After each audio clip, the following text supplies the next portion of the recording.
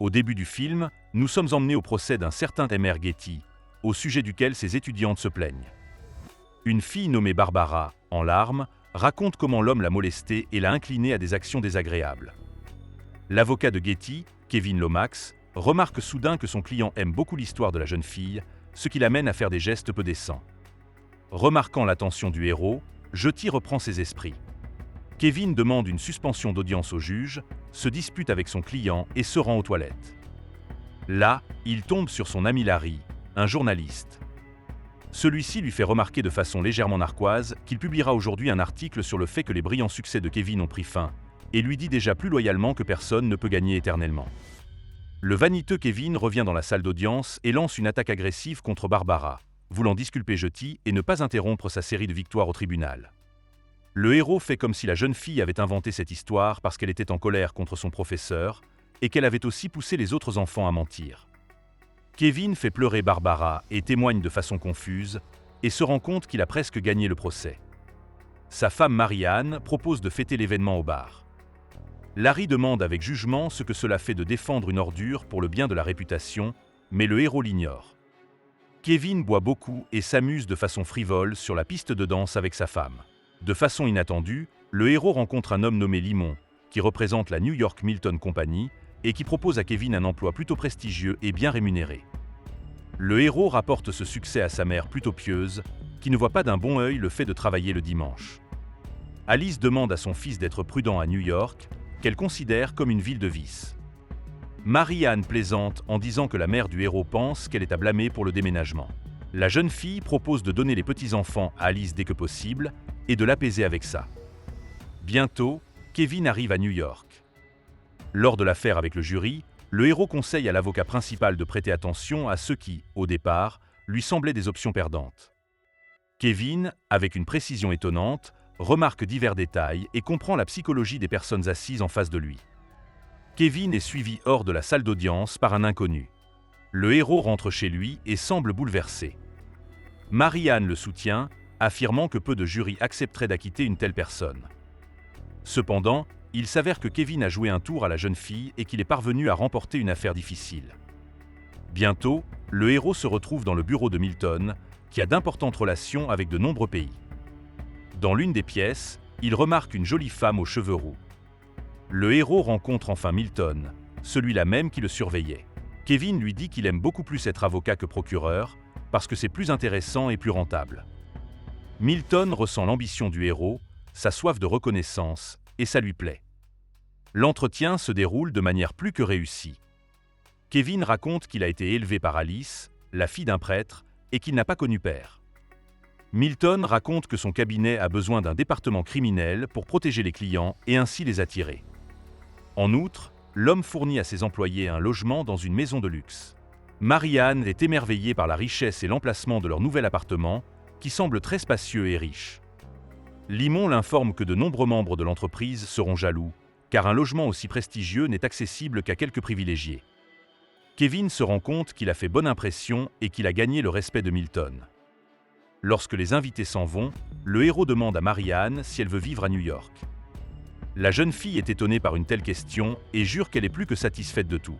Lors de la réunion, Kevin rencontre enfin la jeune fille aux cheveux roux qui l'a fasciné. Elle se présente sous le nom de Christabella. Le héros obtient sa première affaire avec Philippe Moïse et se rend compte qu'il s'agit clairement du premier test. Kevin permet à son conjoint de dépenser beaucoup d'argent et profite du luxe et de sa nouvelle position. Le héros rencontre Philippe, mais l'homme ne l'aide pas trop et demande le nom de l'accusateur. Pendant ce temps, Marie-Anne est plongée dans l'aménagement du nouvel appartement. Cependant, le luxe apparu donne trop de possibilités de choix et cela commence à énerver la jeune fille. Kevin passe beaucoup de temps au bureau, à étudier toutes sortes de documents sur son affaire. De plus, Marie-Anne s'inquiète de ne pas voir suffisamment son mari. La femme de Limon dit qu'elle a 3 options: travailler, jouer ou accoucher. Lors du procès, Kevin fait de son mieux. Le héros parvient à gagner le procès et le procureur ne peut prononcer un mot. Milton lui-même vient féliciter Kevin. En marchant avec le héros, l'homme dit qu'il y a des énigmes et des pièges en lui, mais que Kevin peut être lu comme un livre ouvert, notamment par son apparence et son amour du luxe. Bientôt, le héros, accompagné de Marie-Anne, se rend à un événement social de grande envergure où se réunit l'élite locale. Malgré la demande de sa femme, Kevin la laisse quand même avec ses amis et se lance à la poursuite de Christabella. Marianne tombe entre les mains de Milton et communique avec lui. L'homme lui conseille d'éloigner ses cheveux de son visage ou de les couper, car les bijoux de toute femme sont son cou et ses épaules. Kevin, quant à lui, flirte avec Christabella et la dame lui rend l'appareil. Ils sont interrompus par l'apparition de Milton, qui demande au héros de lui amener Eddie Barzin et Limon à l'étage. Pendant ce temps, Marianne cherche partout son mari. Milton leur apprend qu'Alex Callen, leur gros client, est annoncé dans un triple meurtre. Celui-ci est bien décidé à confier cette affaire complexe à Kevin. De retour à la maison, Kevin se dispute avec sa femme, qui est furieuse que son mari l'ait laissée seule pendant 3 heures sans même la prévenir. Le héros rencontre le client et lui dit que de nombreux jurés sont déjà contre lui et que plus vite ils verront la nouvelle version des faits, mieux ce sera. Marianne, qui a changé de coupe de cheveux sur les conseils de Milton, va faire du shopping avec ses nouvelles amies. Au lieu de la femme de Limon, elle voit un monstre et rentre chez elle en courant. Marianne devient dépressive, se dispute avec le héros et dit qu'elle n'aime pas son absence et leur nouvelle vie. Kevin réconforte la jeune fille et lui propose d'avoir un enfant. Au lieu de sa femme, le héros voit périodiquement Christabella, qui lui plaît beaucoup plus. Marie-Anne a l'impression que Kevin est quelque part absent, ce qui la contrarie beaucoup. Le héros parle à nouveau à Callen et s'apprête à interviewer son assistante. Alice vient rendre visite à son fils et rencontre Milton.